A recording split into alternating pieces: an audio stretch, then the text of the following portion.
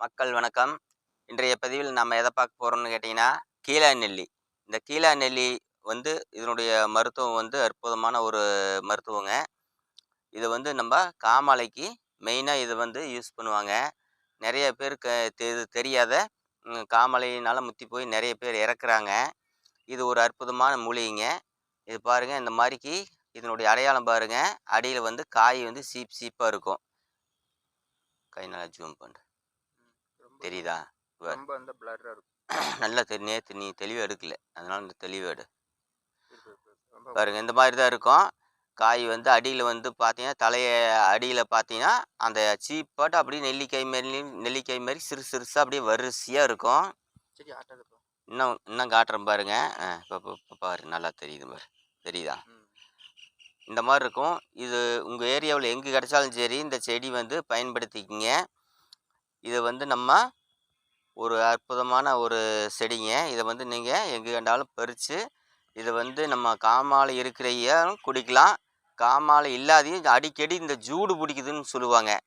ஆ வ ஏதோ ஒரு காரணம் இது, ஏதோ ஒரு டென்ஷனா இல்ல ஒரு ஜூடு இந்த வெய்ய காலத்துலலாம் பார்த்தீங்கன்னா, அடிக்கடி ஜூடு பிடிக்கும். அவைங்களும் வந்து இத அரைச்சு, ஒரு பெருநெல்லிக்காய் சூடு நம்ம எடுத்து நம்ம தயிர் கூட கலந்து, நம்ம 3 நாளைக்கு சாப்பிட எப்பேர்ப்பட்ட ஜூடா இருந்தாலும் சரியாகுங்க. அது மட்டும் இல்லைங்க, அதே மாரிக்கு காமாலைக்கும் இதே மாரிக்கு ஒரு 3 நாளைக்கு சாப்பிட்டா போதும். உங்களுக்கு அருமையான ஒரு ரிசல்ட் கிடைக்குங்க. இதெல்லாம் நாங்கலாம் அனுபவிச்சு சொல்றோம். இதெல்லாம் வந்து சும்மா ஏதோ ஒரு மூலிகைய காட்டி, உங்களுக்கு இது சாப்பிடுங்கன்னு சொல்லல. இன்னொருத்தர் சொன்னத வச்சு சொல்லீங்க. இதெல்லாம் வந்து நாங்கலாம் எங்க தோட்டத்துலலாம் இருக்கக்குள்ள, நாங்கலாம் இதத்தான் யூஸ் பண்ணோம். இன்னைக்கும் இதத்தான் நாங்க யூஸ் பண்ணிட்டுருக்குறோம். நெறைய இன்னைக்கு காலத்தில பசங்க, பிள்ளைங்கலாம் வந்து உடம்பே புடிக்காது. லீனா இருப்பாங்க. எவ்வளோ சாப்பிட்டாலும் உடம்பு ஏறாது. அவைங்கலாம் என்ன காரணம்னா, இந்த வெள்ள போகும். வெள்ள போறதுனால தான் அந்த உடம்பு வந்து அப்படி வீக்கமா அப்படியே வந்து வாடலா இருப்பாங்க.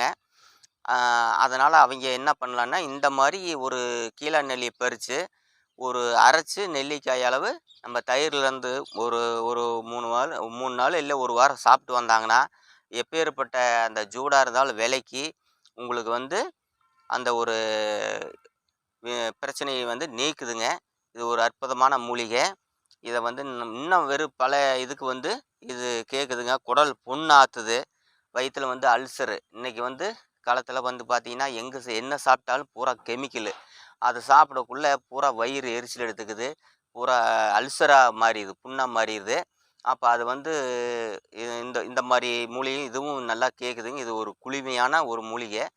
அது இல்லாத கிட்னி சம்மந்தப்பட்ட நோய்க்கும் இது கேட்குதுங்கிறாங்க. இது வந்து நம்ப க கிட்னிக்கு சம்மந்தப்பட்டதுக்கு, இன்னும் ரத்தத்த வந்து சுத்தப்படுத்துதுங்க. இது வந்து ஒரு அற்புதமான மூலிகை. இத எப்படி சாப்பிடணும்? எந்த வேள சாப்பிடணும்னா, காலையில வெறும் வயித்துல சாப்பிடணும். சாப்பாட்டுக்கு முன்னதாக சாப்பிடணும். அப்பதான் இது வந்து இதனுடைய பவர் கேக்குங்க. இந்த டீ, காப்பி குடிக்காததுக்கு முன்ன இத சாப்பிட்டு வாங்க. உங்களுக்கு ஒரு அற்புதமான பலன் தரும். உங்களுக்கு வந்து எப்பேர்ப்பட்ட காமாலையா இருந்தாலும் நீக்குங்க.